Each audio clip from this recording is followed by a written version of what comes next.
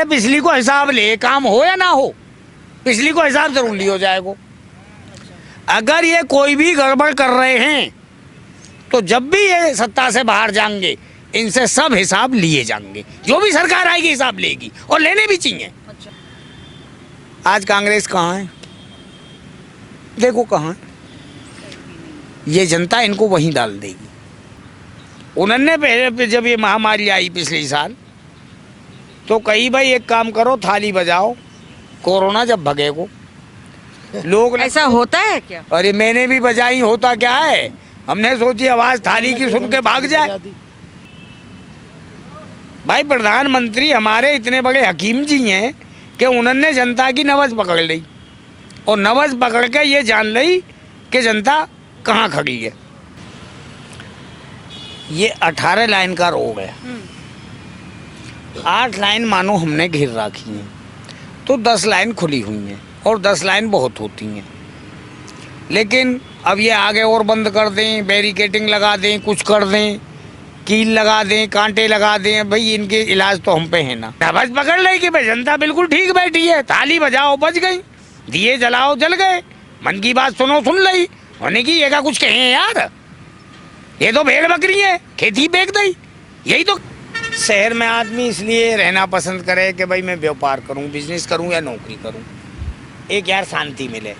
गांव में लड़ाई झगड़े होते हैं, बड़ी मोटी बात है। लेकिन अगर शिक्षा देहात में जाएगी तो देहात भी शहर जैसा ही हो जाएगा। जहाँ शिक्षा नहीं होगी वहाँ लड़ाई होंगी, झगड़े होंगे, कट्टरवाद होगा। अब मैं दूसरी बात पे नहीं आना चाह रहे हो, आपको प्रश्न भी नहीं है। किसी व्यक्ति ने वेद नहीं पढ़े हों, रामायण ना पढ़ी हो, भागवत ना पढ़ी हो, कोई बाबा जी आ जाए वो आके कहने लगे भैया ऐसे हो रही, वो अनपढ़ आदमी है उसी की मान ले। वो किसी मुसलमान ने कुरान ना पढ़ी हो, को मौलवी आ जाए भैया ऐसे बात ही वैसी मान ले। वो जब लोग पढ़े लिखे हो जाएंगे एक एक चीज़ को पढ़ेंगे। कुरान, बाइबिल, गुरु गोविंद ग्रंथ, हमारे चारों वेद, किसी में भी कोई बेमनुष्यता की बात नहीं है, बशर्ते कि हम उनको पढ़ना जानते हों। लेकिन भारत में जब पढ़े लिखे लोग नहीं हैं, उनको पढ़ना नहीं जानते, वो बहकते रहे।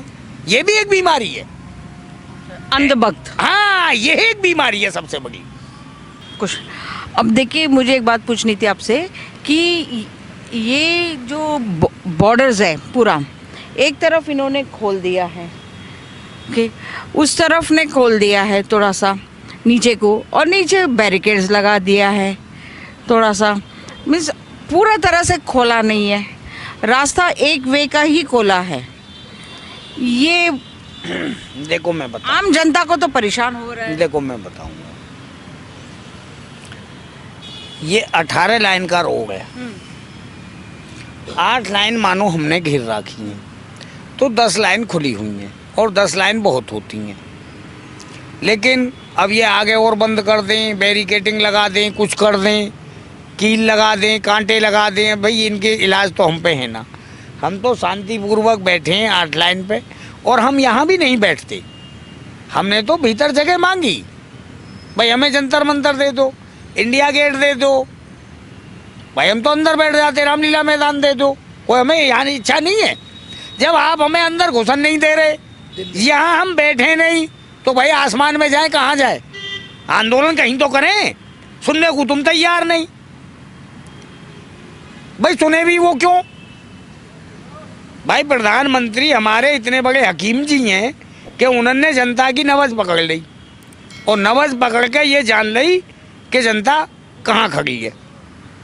उन्होंने पहले जब ये महामारी आई पिछले साल तो कही भाई एक काम करो, थाली बजाओ, कोरोना जब भगेगो। लोग ऐसा होता है क्या? अरे मैंने भी बजाई, होता क्या है, हमने सोची आवाज थाली की सुन के भाग जाए। फिर उन्होंने कही भाई दिए जलाओ, पब्लिक दिए जलाने भी लग गई। अब इन्होंने सोची कि हम दिल्ली से जाए हो रहे हैं, जनता भाई ये करने लगे, इन्होंने खेती बेच दी, क्यों रोकने वाला तो कोई हो ही ना। भाई पहले तो नब्ज देख ली ना कि कहाँ बोल रही है।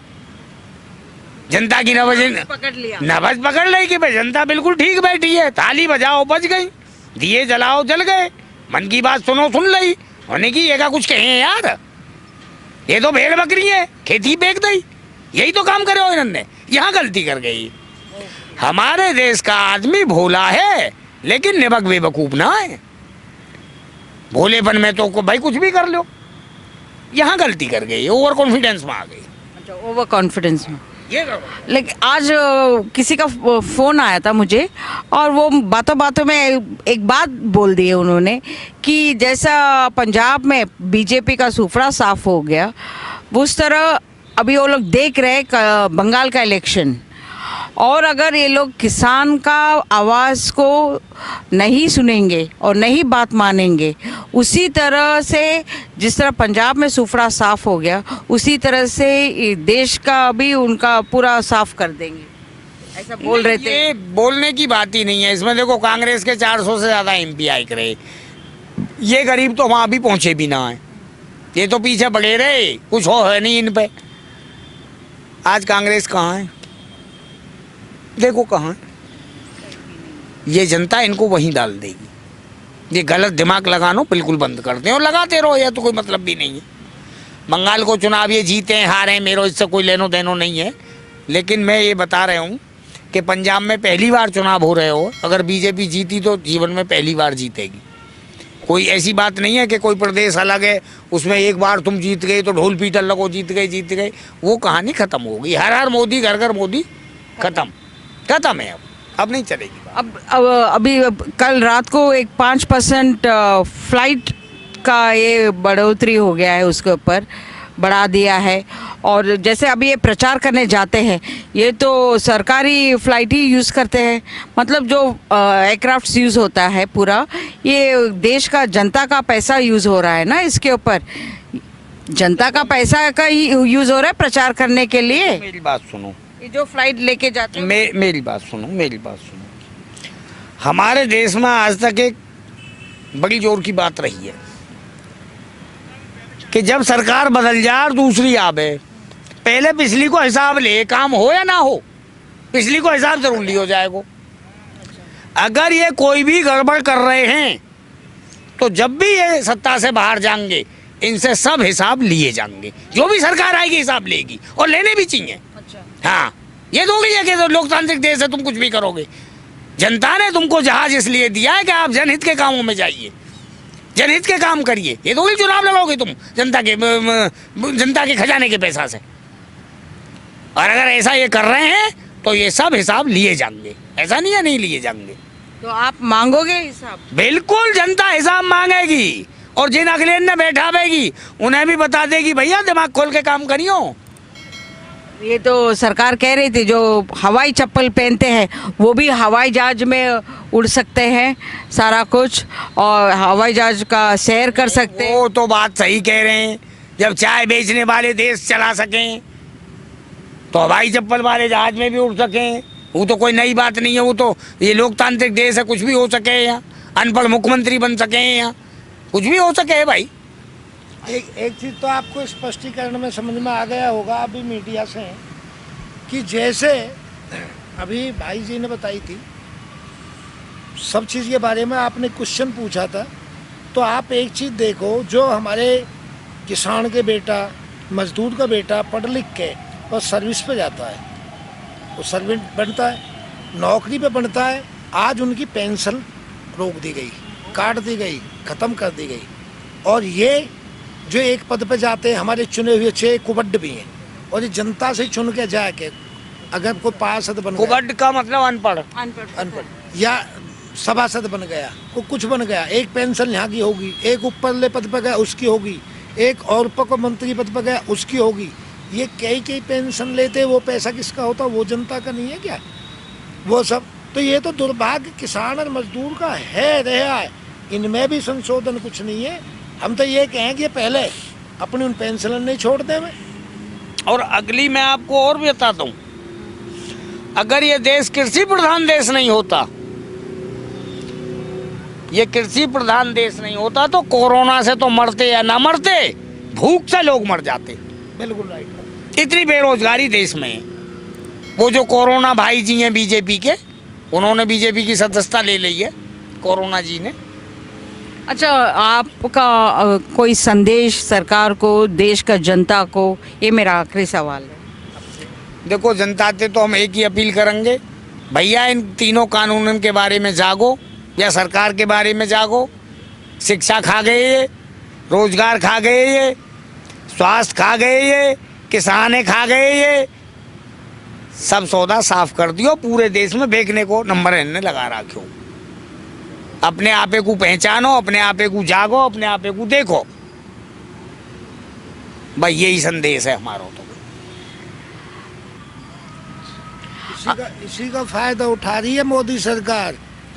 जो उन्होंने बताया ना कि कानूनन में कोई भी गड़बड़ नहीं है, भाई जब 17 पॉइंट दे दिए, 22 पॉइंट बता दें कोई, उनमें से उन्होंने 15 पॉइंट के लिए 12 जो वार्ता हुई है, 11 हुई है, उन्होंने 15 पॉइंटों के लिए यस कर दिया गई है सुधार के लिए। तो सुधार कब होती है? जब गलती होती है।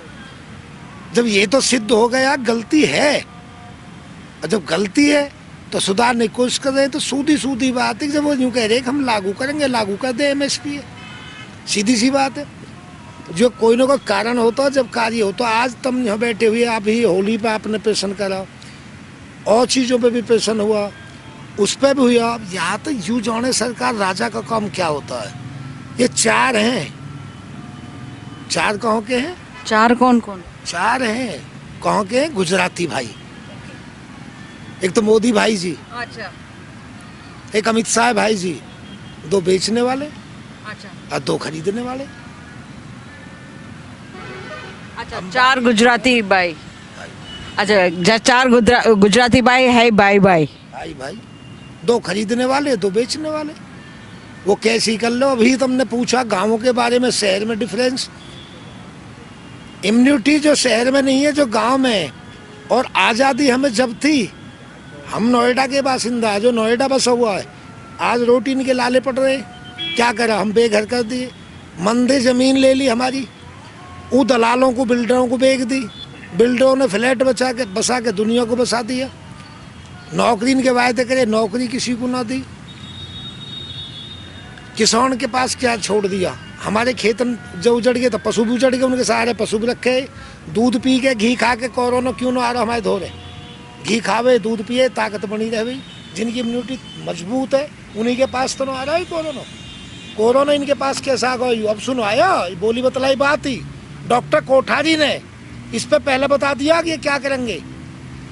एक डॉक्टर कोठारी के वो आती हैं डिबेट टीवी की, वो बता रहे हैं उस पर कि ये लोग क्या करेंगे। वैक्सीन की पहले कहेंगे वैक्सीन लगवाओ, उसमें कितनी चीज़ गाय की, उन चीज़ों की, उसमें चर्बी का और उसका वो है, वैक्सीन को जो देंगे। फिर उसे बताएंगे कि बहुत ज़्यादा आ गो काय के बारे, जैसे कि अब हमारे धर्म में हटाने के चक्कर में कभी काय के भाई जी जो कह रहे अगर इनको पढ़ो लिखो कि वो कोरोना, जहाँ इनकी भीड़ हो गए, जो इनकी रैली निकले, हाँ तो कोरोना नहीं। और हमसे 2 ही आदमी बैठे, हमारे लिए मुँह पे सो लगाम लग रही है। अगर हम मुँह का ऊन लगा के चलेंगे ना, कोई भी आम पब्लिक, अपनी गाड़ी में शीशे बंद है और उसने मास्क नहीं लगा रखा, तो चालान कटवा देंगे पुलिस पे को। और ये जो भीड़ इनकी जितनी जा रही है और जितने वो कर रहे हैं रैली, उनमें कहाँ चलो जा कोरोना, जो भी इन्होंने कही है।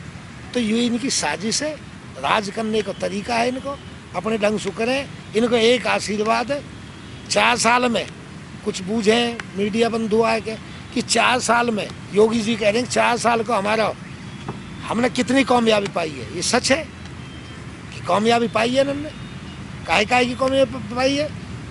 इन्होंने वो लागू करा तो पहले जो नोटबंदी का काम, एक तो वो कामयाबी पा ली, जनता को खूब परेशान झिक्के करा। नोटबंदी तो वो तो इसके लिए था ना, काला धन वापस लाने के लिए। घणो ही आगो, थारे खाते में भी आगे होंगे कुछ पैसे। 15 लाख आपके खाते में आए, हर किसान के खाते में आए बोल रहे हैं। छोड़ दो, तारे में तीनों बाप बेटा और माँ हो, तुम 45 लाख तो तुम पे याद होगा।